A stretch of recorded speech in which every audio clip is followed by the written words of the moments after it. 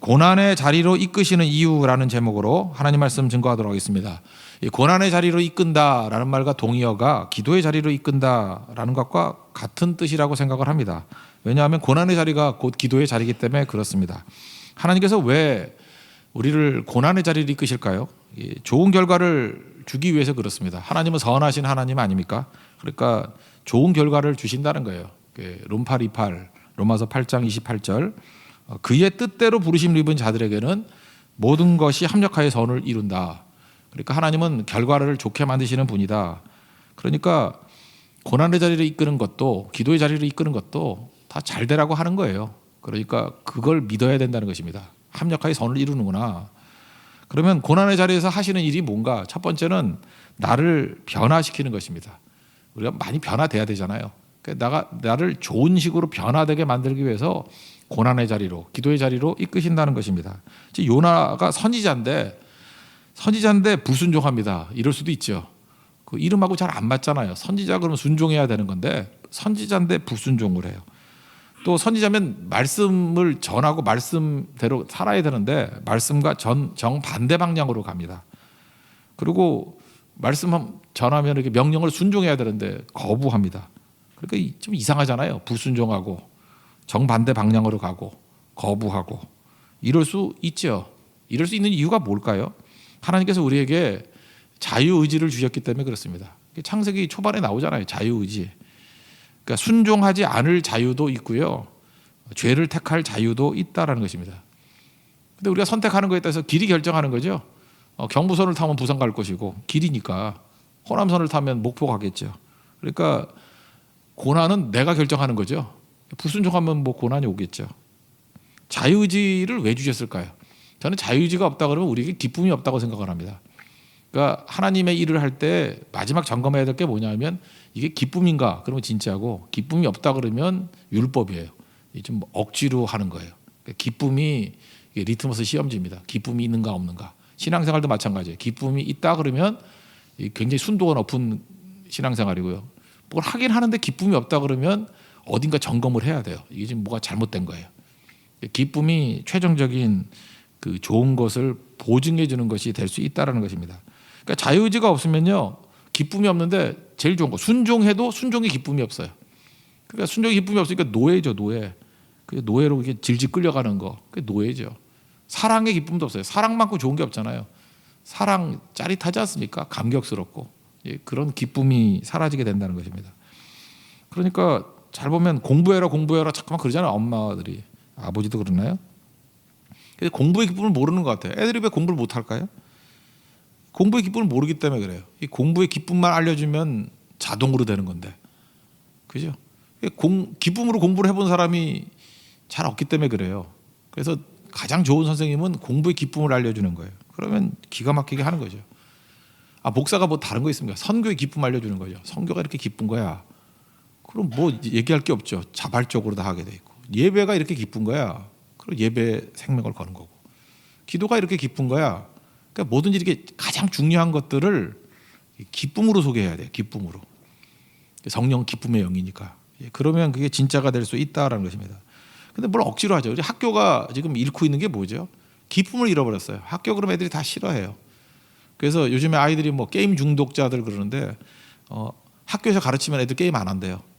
학교에서 가르치면은 절대로 안 할 거라고요. 기쁨을 다 뺏어가 버리니까. 숨어서 할 때 기쁘잖아요. 그죠? 자기가 원하는 거 할 때. 그게 자유의지거든요. 그래서 자유의지가 없는 곳에는 기쁨이 없어요.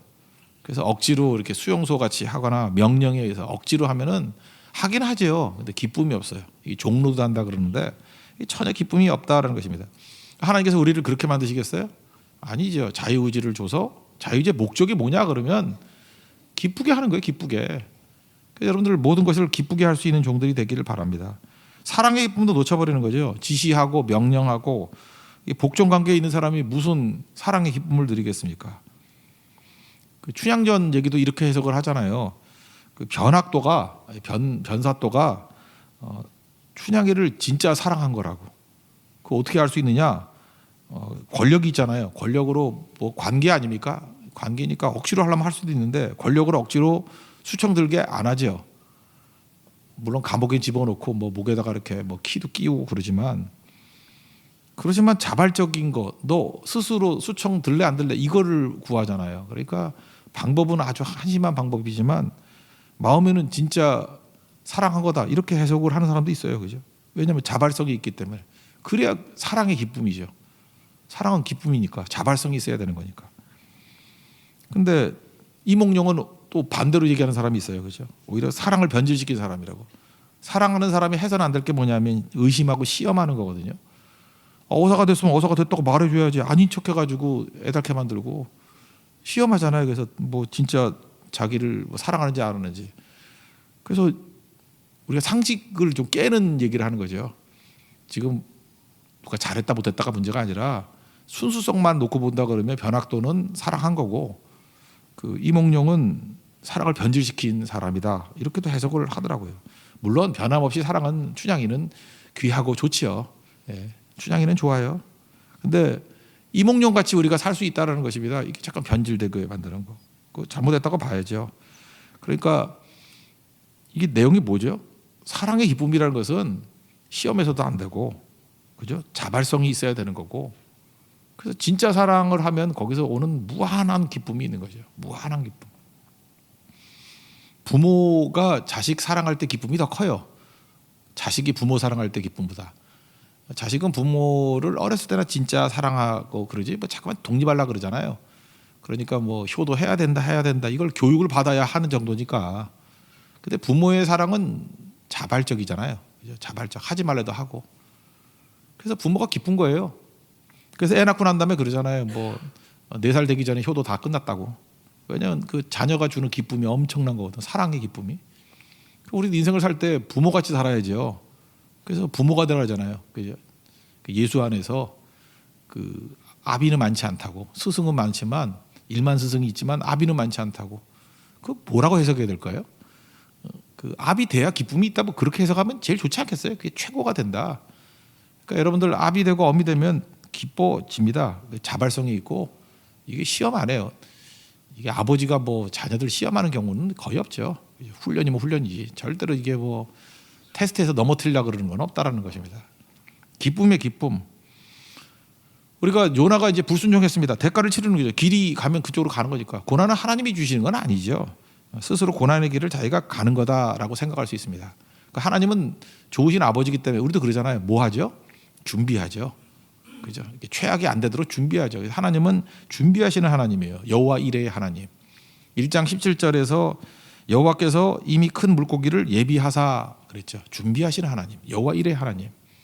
그러니까 우리가 잘못된 길로 가더라도 주님께서는 억지로 안 하고 이렇게 준비해 두셔요. 준비. 그래서 물고기 속에서 요나로 하여금 변화를 일으킨다고요. 목적이 뭐라고요? 고난으로 우리를 이렇게 이끄시는 이유가 나의 변화라니까요. 제일 중요한 건 생각의 변화예요. 생각을 변화시킨다고요. 내 힘으로 도망가는 것이 가능하다 이렇게 생각해요. 항상 이 에고, 내가 문제인데 내가 뭐 하겠다. 내 힘으로 도망이 가능하다. 그래서 요나는 생각하기를 거리라고 생각했어요. 멀리 가면 되는 줄 알고. 하나님은 무소부지의 하나님인데, 그죠? omnipresent인데, presence 어디나 계시는 분인데. 그러니까 거리 갖고는 안 되죠. 그래서 멀리 가면 된다. 그리고 반대로 가면 된다. 그래서 멀리 반대가 어디예요? 팔레스타인에서 니느웨는요, 약간 동쪽으로 가는 거예요. 동북쪽으로. 지금 뭐 시리아 쪽이니까 동북쪽으로. 가깝죠. 근데 거기 반대쪽이 어디예요? 서쪽으로 가요. 동쪽으로 가야 될까? 서쪽으로 가요. 지금 스페인이거든요. 다시스로. 그리고 시리아보다는 스페인이 훨씬 멀잖아요. 그러니까 반대로 멀리. 그러면 되는지 알고. 우리도 맨날 그래요. 반대로 멀리. 거리로 하나님 떠날 수 있다고 생각한다고요. 근데 하나님께 더 가까워졌죠. 하나님 어디나 계신다니까요. 장소가 아니라 상황이죠.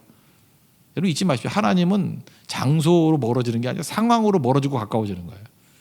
어려우면 어려울수록 절망이 있으면 절망이 있을수록 하나님과 가까워져요. 하나님이 우리 가까이 만들려고 그러면 자꾸만 절망과 고난 속으로 이끌어 가시겠죠. 그래 가까워지는 거죠. 그래서 하나님이 가까워지는 그런 상황을 골방이라 그래요. 골방. 골방은 장소 개념이 아니에요. 상황 개념이지. 골방. 그러니까 요나에게서 골방은 어디죠? 물고기 뱃속. 마태복음 6장 6절도 보면은 너는 기도할 때 내 골방에 들어가 문을 닫고 은밀한 중에 계신 내 아버지께 기도하라 이렇게 말씀하잖아요. 그러니까 골방의 특징은 뭘까요? 사람의 시선이 없는 곳, 누가 쳐다보는 거 신경 안 쓰는 곳, 그리고 하나님만 바라보는 곳. 이게 골방이죠. 그러니까 물고기 뱃속이 정확히 골방이죠. 물고기 뱃속에 무슨 사람의 시선이 있으며 오직 하나님만 바라보게 될 수 있다는 것입니다. 그래서 하나님께 제일 가까운 곳이 된다는 거예요. 다시 한번 정리하면 하나님께서 우리를 사랑하시기 때문에 합력하여 선을 이루신다니까요. 그러니까 우리 잠깐 거리로 말리 도망치려고 그래. 그래서 바보들은 자꾸만 이래요. 뭐 그렇게 심란하다 그러면 뭐 이사 갈까, 뭐 집 청소를 한번 해볼까. 뭐 잠깐만 이 장소를 바꾸는 줄 알아요. 뭐 어디를 옮기면 되는지 알고. 그 있는 자리에서 상황이 바뀌면 다 바뀌는 거예요. 그 자리가 골방이 되놓으면 다 바뀌는 거예요. 그게 능력이, 그게 영성이죠. 그 깊이고 뭐 어디 간다고 되는 게 아니라고요.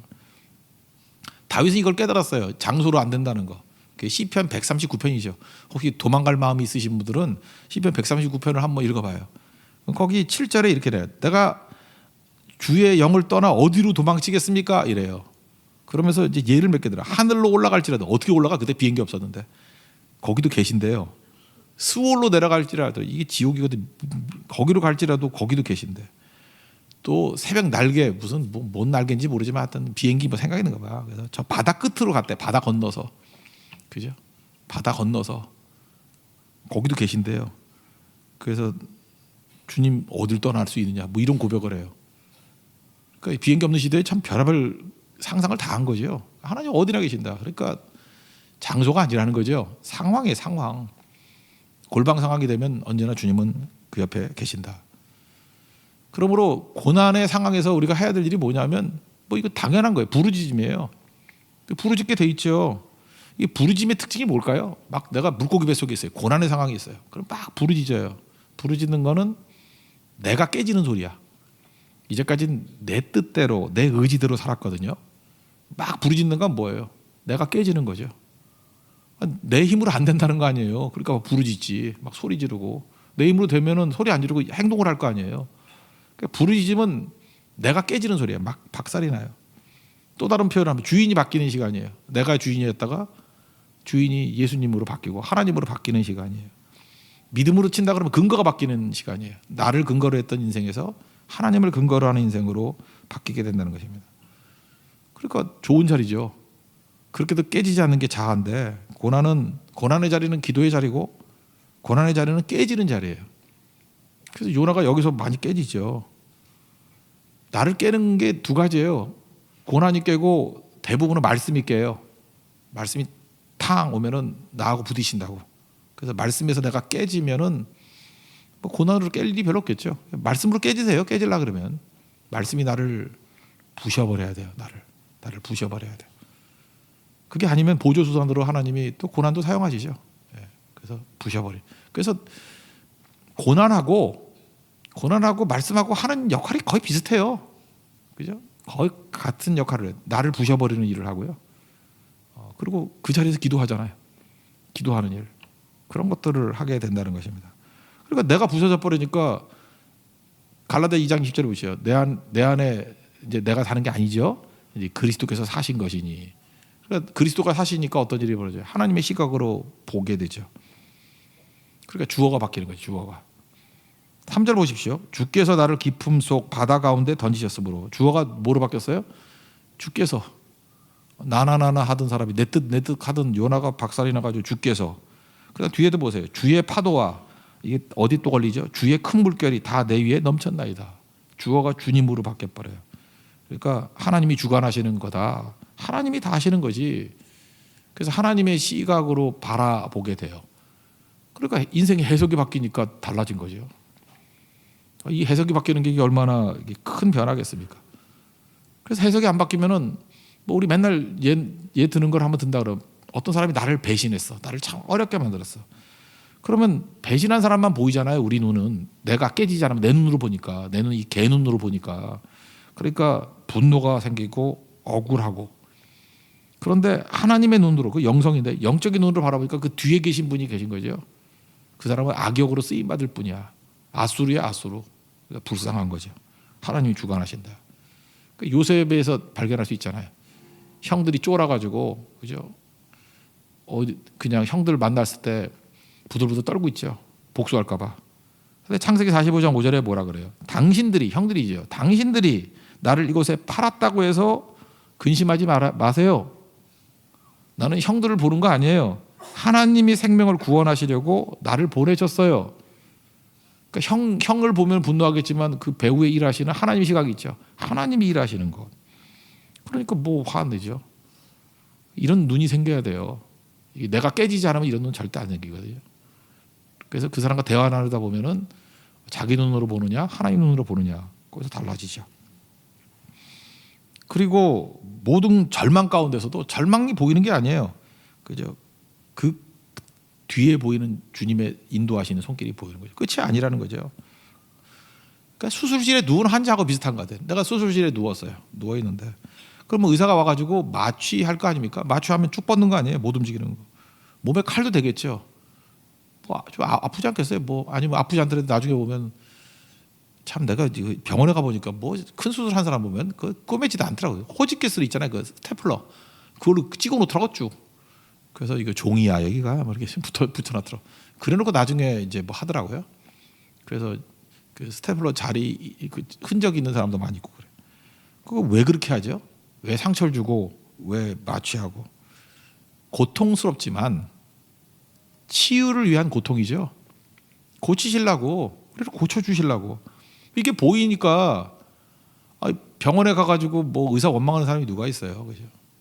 내가 힘들고 아프지만 결과는 좋게 만든다는 거 아니에요. 이게 수술실에 누워 있는 환자하고 똑같은 거라고. 하나님 다 좋게 만드시는 거죠. 그래서 고통 속에서 고난 속에서 요나는 하나님의 손길을 발견하죠. 4절. 내가 말하기를 내가 주의 목전에서 쫓겨났을지라도 다시 주의 성전을 바라보겠다 하나이다. 그러니까 시선이 주님을 바라보는 거죠. 주님을 바라보는 거. 그래서 고난의 자리는 기도의 자리고 기도의 자리는 하나님을 바꾸는 자리가 아니에요. 내가 바뀌는 자리지.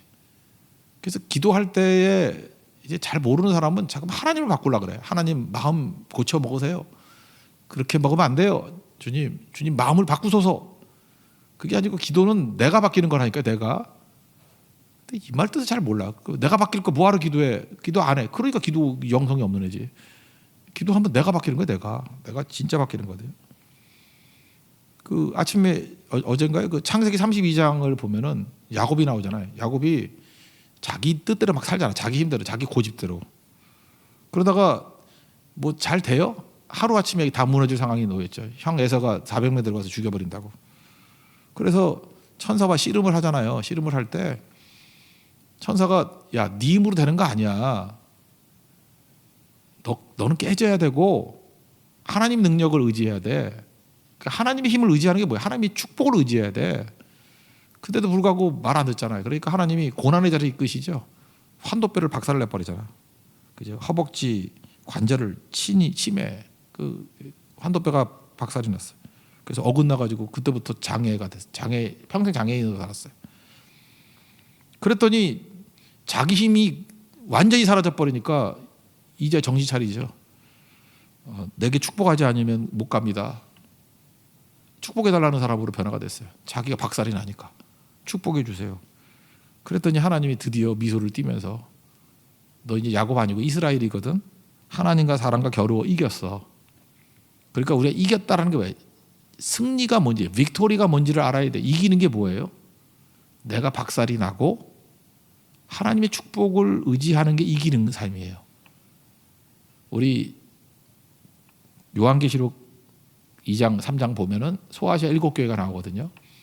반복적으로 얘기하는 게 뭐냐면 예수님을 이기는 자라고 얘기해요. 이기는 자. 우리도 이기는 자가 되길 원하는 거죠. 이기는 자가 되라는 거예요. 이기는 자가 되는 거 창세기 32장에 가면은 내가 깨지고 하나님의 축복으로 사는 사람이 이기는 자예요. 그래서 그 이후부터 야곱은 이기는 자로 살아가요. 다 이겨요. 그리고 바로왕을 만났을 때도 축복해 주잖아요. 권력 있다고 힘으로 사는 거 아니야. 하나님의 힘으로 사는 거야. 하나님의 축복으로 사는 거야. 그 이기는 자라고요. 이게 얼마나 중요한 거예요, 그죠? 그래서 그 자리에서 다 변화가 되는 거예요. 기도의 자리는 내가 깨지는 자리라니까요. 내가 바뀌는 자리, 내가 바뀌는 자리. 그래서 빨리 깨지면 깨질수록 좋은 거죠. 지금 그 요나도 물고기 뱃속에서 자기가 깨지고 있죠. 지금 자기 의지, 자기 뜻. 자기 의지 뜻은 뭐예요? 그 니느웨 백성들 전도 안 하는 거고 뭐 그런 거 아니에요? 3절 하반절부터 있잖아요. 큰 물이 나를 둘렀고 쭉부터 7절까지 내용을 보면은요. 내 뜻대로 살았을 때의 결과를 쭉 묘사하고 있어요. 이건 뭐 같은 얘기 반복이니까 결국 내리막길이라는 거예요. 내 뜻대로 막 살았어요. 그러면 잘 돼야 될 거 아니에요. 내 뜻대로 막 내가 원하는 대로 내 마음대로 내 소원대로 그럼 내리막길이야. 내리막길. 박살이 나는 거죠. 깊은 바다에 빠지고 더 깊은 곳에 빠져 수월에 빠져버려요. 그러니까 하나님이 우리 사랑하시는데 내 멋대로 하게 놔두겠어요. 그래서 고난의 자리를 슬쩍 이끌고 거기서 부르짖고 기도의 자리가 되어서 이 모든 것의 원천이 나거든 나를 깨버려서 하나님의 축복으로 살고 하나님 의지에서 살기를 원하는 모습. 그럼 다시 일어나는 거죠. 우리는요 죽도록 자기를 붙들어요. 죽도록 진짜 지겨울 정도로 죽도록 자기를 붙들어요. 그게 깨지는 자리가 기도의 자리예요.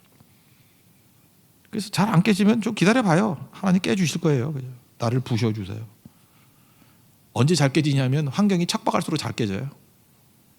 그래서 이게 대부분 좀 선량한 사람들은요 조금 어려움 오면 다 깨져버려. 유리장 같이 다 깨져버리는데 정말 울트라 슈퍼 에고들이 있죠.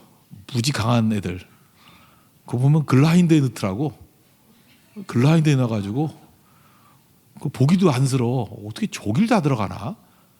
그래서 가루상이 돼서 나와요. 가루상이 돼가지고 참 그 답답하죠. 광야가 그래서 좋은 거예요. 광야는 척박한 땅이잖아요. 그래서 광야 이번에도 우리 갔었잖아요. 무인의 광야, 무인의 사막 갔더니 모래가 포도로워요. 왜 포도로웠죠? 환경이 너무 어려우니까. 왜 포도로운 흙이 생겼을까요? 바위 같은 게 있었을지도 모르죠. 근데 뭐 그렇대잖아요. 밤에는 뭐 영하 5도까지 내려갔다가 거긴 그렇지는 않을 것 같아요. 그죠? 뭐 낮에는 뭐 직상선에서 50도까지 올라가고 그게 광야잖아요. 그 열악한 상황이 되니까 이게 막 쪼개지고 가루가 돼버리는 거예요. 그래서 거기 흙은 되게 보드럽더라고 다. 그래서 그 모래를 보면서 하나님이 나를 이렇게 만드시는구나. 가루로 만들어 버리시는구나. 그게 하나님께서 일하시는 방법이라는 것입니다. 척박한 환경이면 환경일수록 하나님께 가까이 가는 거예요. 그래서 우리가 광야를 귀하게 여겨야 되는 거예요. 광야, 미드바르, MDBR. 그죠? 이렇게 히브리 자음으로만 쓴 다음에 MDBR이거든요. 미드바르. 이게 광야인데 거기서 DBR, 다바르라는 말씀이 들려요. 말씀이. 나를 바꾸는 곳이에요. 그죠? 고난의 자리에 이끄시는 이유 결국 나를 바꿔서 내가 다 깨져버리고 하나님이 주인 되는 인생을 사는 것이다. 요나를 봐라, 야곱을 봐라, 뭐 나를 봐라. 이건 뭐 다 예외가 없는 거죠. 그러면 좋은 거잖아요. 그죠? 그래서 고난의 자리에서 기도하시고 철저히 깨져서 가루 같은 존재. 그래서 하나님의 축복으로 살아가는 이스라엘 되는 은혜가 넘치는 하나님 백성 되기를 축원합니다.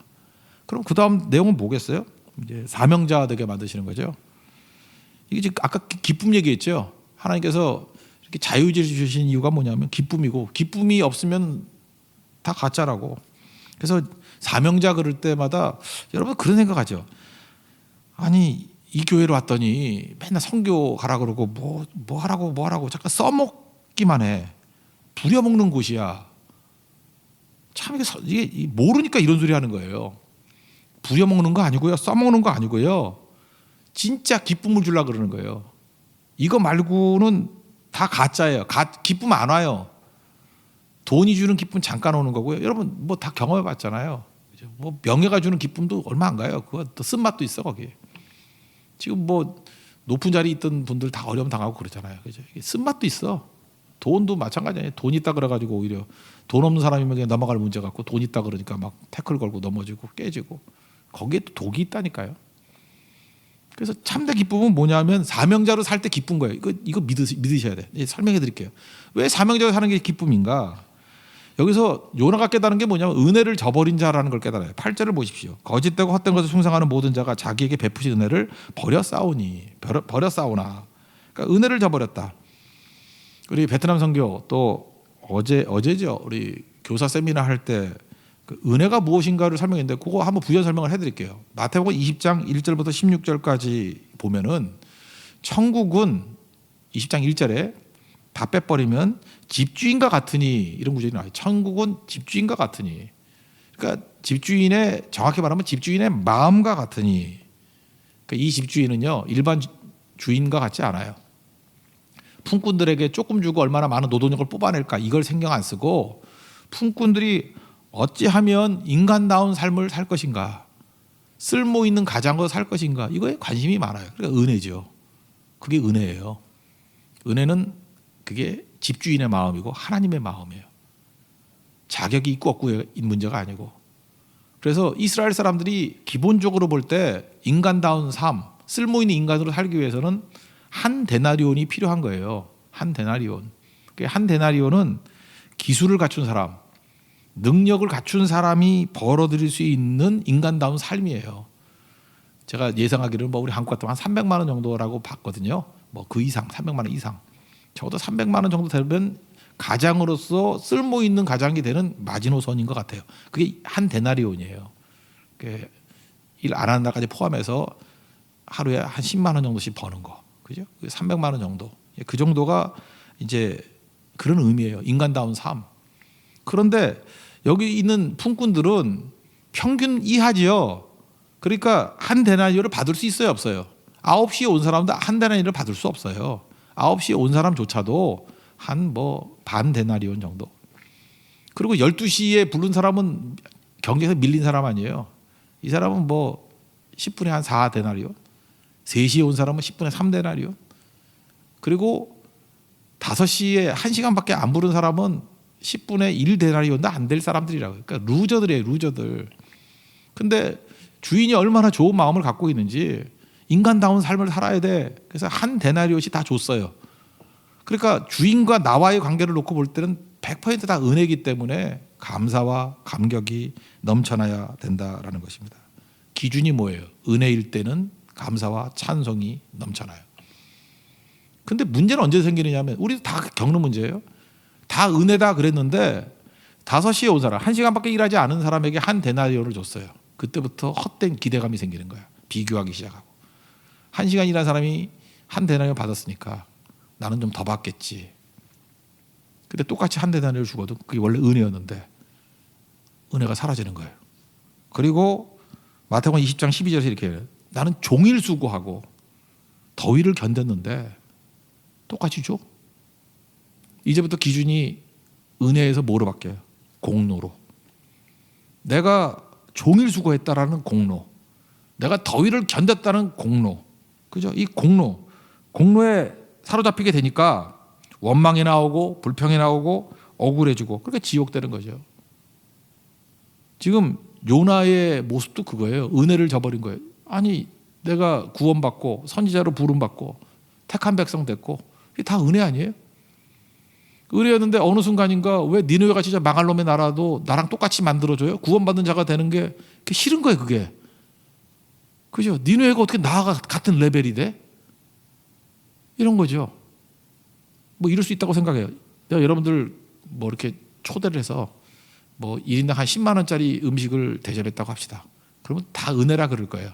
아이고, 웬 은혜야? 그죠? 내가 뭐라고 이거 10만 원짜리 이걸 해줘? 근데 길거리 지나가는 노숙자도 불러다가 같이 야채 먹여요.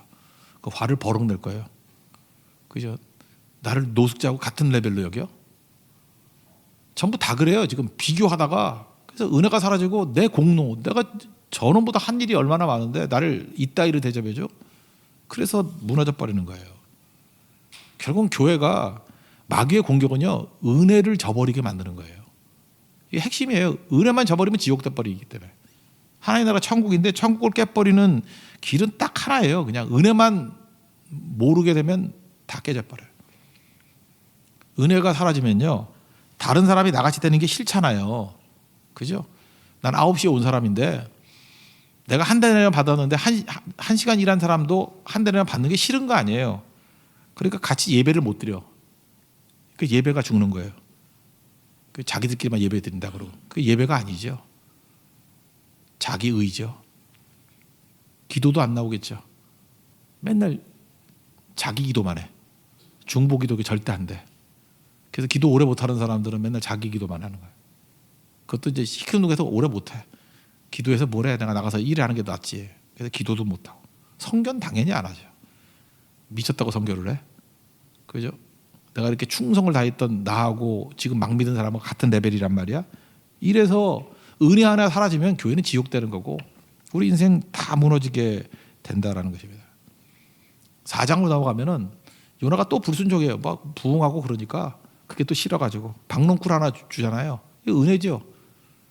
근데 그거 하나 거둬갔다고 신경질이 팍팍 내고 막 그래요. 그래서 요나서 4장 10절에서 하나님이 이래요. 야, 그 하룻밤 그 근을 주는 그런 박농쿨도 네가 그렇게 아끼면서 11절 이 큰 성읍 니느웨에는 좌우를 분별하지 못하는 사람, 이 좌우를 분별하지 못하는 사람 우리는 불신자라고 부르고 우리는 지옥 갈 사람이라고 부르는 사람들이에요. 근데 하나님은 그렇게 안 불러요. 좌우를 분별하지 못하는 자. 그래서 어떻게 네이밍하는지 이름을 붙이는지에 따라서 달라지죠. 이름 잘 붙여야 돼요. 그래서 불신자란 말보다도 어떤 사람은 자기 아버지는 미신자라고 뭐 미신이 그게 아니고 아직 믿지 않는 사람 꼭 믿을 뿐인데 미신자라고 신자인데 아직 믿지 않는 사람이라고 not yet believer 그죠? 아직은 믿지 않는 그 신자라고 그거 그렇게 이름이 따라 다르죠. 그죠? 그래서 좌우를 분별하지 못하는 자 이게 하나님의 시각이에요. 좌우를 분별하지 못해도 분별만 하면 구원받을 사람이야. 이게 긍정적인 시각이죠. 12만 명이 있대요. 가축도 많대요. 이걸 내가 아끼는 게 이게 하나님 아버지의 마음인데 이게 틀린 거니? 이게 묻잖아요. 그리고 끝나요 성경. 그러니까 은혜 저버리면 아무것도 아니라는 것입니다. 은혜 붙들면 어떤 일이 벌어지냐. 그래서 여러분 이렇게 생각해야 돼요. 복잡하게 생각하지 말고 인생은 그냥 하나님의 은혜만을 붙들고 하나님께서 내가 은혜 받았듯이 모든 사람이 다 은혜 받는 일을 위해서 막 뛰잖아요. 그게 예배고 그게 기도고 성결하고요. 그러니까 죽어라 성결하고 죽어라 기도하고 죽어라 예배드리고 그러면 나머지는 덤으로 다 줘요. 그게 그의 나라와 그의 의를 위한 거예요. 그 나머지 덤으로 다 줄 뿐만 아니라 제일 중요한 게 그래야만 기쁨이 있어요. 진짜 기쁨. 그거 아니고는 내가 보장해요. 기쁨 없어요. 기쁜 척하는 거지. 여기 클럽에서 막 춤추고 난리치는 사람 기쁨 없어요. 나 확실해. 해봤냐고. 안 해봐도 알아요. 그건 안 해봐도 알아. 뭐 백화점에서 막 뭐 가방 뭐 들고 막 쇼핑백 10개씩 들고 나오는 아줌마들 기쁨 없어요. 그거 갖고 기쁨이 생기면은 하나님이 살아계신 게 아니야. 그거 절대로 기쁨 없어요. 그거 갖고 뭐 자동차 새로 뽑아가지고 뭐 맨날 반짝반짝 해가지고 파리가 미끄러지게 하고 다니면서 타고 다니고 기쁨 없어요. 그거 불쌍한 거예요. 그거에 매달리는 거 보면 아무것도 아닌 건데 절대 이런 걸로 기쁨 없다니까요. 진짜 기쁨은요 사명제로 살 때의 기쁨이 있다고요. 예수님이 요한복음 4장에서 이런 말씀을 하세요. 35절에 야 눈을 들어 봐라 밭이 휘어져서 추수하게 되어도다. 그러면서 36절에 이런 얘기를 해요. 거두는 자가 이미 싹도 받고 영생에 이르는 열매를 모으라니. 그러니까 우리 구원받은 사람은 다 됐다는 거예요. 그죠? 근데 굳이 이걸 시키는 이유가 뭐냐면 이는 뿌리는 자와 거두는 자가 함께 즐거워하게 하려 함이니라. 그러니까 우리에게 뭘 주려고 우리에게 와가지고 야 같이 거두자 같이 일하자 이렇게 부르는 줄 알아요? 함께 즐거워하자고.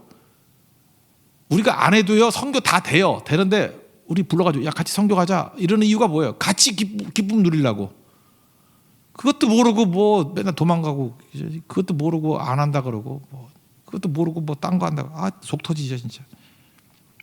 여러분 뭐가 기뻐요? 뭐가 하나님 사명 하나님의 부르심대로 살면요 그게 기쁨이에요. 그게 기쁨. 그래서 하나님과 동역할 때 기쁨, 순종할 때 기쁨, 사랑했을 때 기쁨, 기도 응답의 기쁨. 그래서 기쁨을 맛보려고 그러면 주님이 명하시는 사명자의 길을 살 때만 기쁨이 있어요. 그럼 막 울어요. 막 감격의 눈물을 흘려요. 여기 지금 타락도 했다가 순종도 했다가 그런 사람이 있으면은 한 마음속으로 손을 들어봐요. 진짜 들면 어떻게 마음속으로 손을 들어봐요. 언제 기뻤어요? 놀 때 기뻤어요? 놀 때 기뻤다 그러면 하나님 살아계신 게 아니라니까. 그게 뭐 기뻤어? 생각도 하기 싫지. 모든 기쁨이 언제였어요? 사실은 성결은 기쁨입니다. 맞죠? 예배가 기쁨입니다. 맞죠? 기도도 기쁘니까 하는 거죠. 안 그래요? 그게 진짜 기쁨이에요. 기쁨. 그러므로 여러분 그냥 편한 거 가면요 기쁨 없어요. 편한 게 아니라 뭐라 그러죠? 내 뜻대로 내가 원하는데. 그래서 우리가 한번 물어봐야 되는데 나의 니느웨는 어디인가? 나에게도 니느웨가 있거든요. 거기가 제일 기쁨이 있는 곳이야. 나의 니느웨는 어딘 것인가? 가장 가기 싫은 곳, 가장 만나고 싶지 않은 사람, 가장 원하지 않는 상황, 그게 나의 니느웨예요. 저도 이렇게 하다 보면 제일 기뻤을 때가 언제냐면 제일 가기 싫은데 순종해서 갔을 때 제일 기뻤고요. 제일 만나기 싫은 사람 만났을 때 가장 큰 부흥이 일어났고요. 저런 사람에게도 복음을 증거해야 되겠습니까? 그럴 때에 가장 파괴력이 있더라고. 그래서 우리는 내 감각대로 살면 우리 절대 니느웨 안 가요. 하나님이 우리를 아시거든요. 그래서 우리에게 기쁨도 주고 능력도 주고 영광도 주기 위해서 우리에게 니느웨로 부르셔요. 니느웨로 가라. 니느웨는 본능에 의하면 싫은 곳이에요. 순종해서 가면 대박 나는 곳이에요. 니느웨 가십시오. 다시스 될 것 같이 보이죠. 죽는 곳이에요. 가지도 못해요. 거기 환상이에요. 신기루예요. 아마 작살 날걸. 물고기 뱃속에서. 나의 니느웨로 가십시오. 저는 이게 뭐 그냥 들려오는 얘기가 틀렸기를 바라요. 내가 그냥 헛소문이길 바라는데 선교도 편하고 좋은 곳을 골라놓고 간다 그러는 분이 있더라고. 아 이번 베트남 뭐 장소 좋고 리조트로 가서 자고 뭐 잘 먹고 나는 평생 베트남 선교만 갈 거야 이렇게 말하는 분이 있더래요. 난 농담이라고 믿어요. 그게 진담일까? 그분의 내가 신앙 인격을 믿는데 만약에 진심이라면 곧 물고기 뱃속에서 만나게 될 거예요. 부끄러운 줄 알아야 돼요. 부끄러운 줄. 선교는 어떤 곳에 가야 되냐면요. 좀 힘든 곳에 가야 되고 필요로 하는 곳에 가야 되고요. 그리고 믿음이 연약한 사람들이 가기를 꺼리는 곳에 가는 거예요. 그럼 거기가 진짜 축복의 자리고 하나님의 능력의 자리고 하나님 역사하는 자리예요. 그리고 누구나 이렇게 보면은 상대적으로 좀 열악해 보이는 데가 있잖아요. 그런 데를 자꾸만 가는 것이 체질화돼야 돼요. 그게 신앙 체질화예요. 그런 사람은요 별과 같이 빛나는 인생이 됩니다. 이제 몇 번 경험했으면 알아야죠. 그 길로 가십시오. 그래서 사명의 길은 뭐냐? 은혜를 아는 건데 은혜를 저버리지 않는 거예요. 은혜는 딴 거 아니에요. 하나님 마음이에요. 하나님 마음. 그래서 자꾸 예배드리고 기도하고 그러다 보면 하나님 마음이 생기거든요. 그래서 내 마음대로 하지 말고 하나님 마음이 가는 곳으로 가면 반드시 승리합니다. 그런 승리하는 하나님의 종 되기를 축원합니다. 자리에서 일어나겠습니다. 하나님 아버지의 마음 찬양하겠습니다.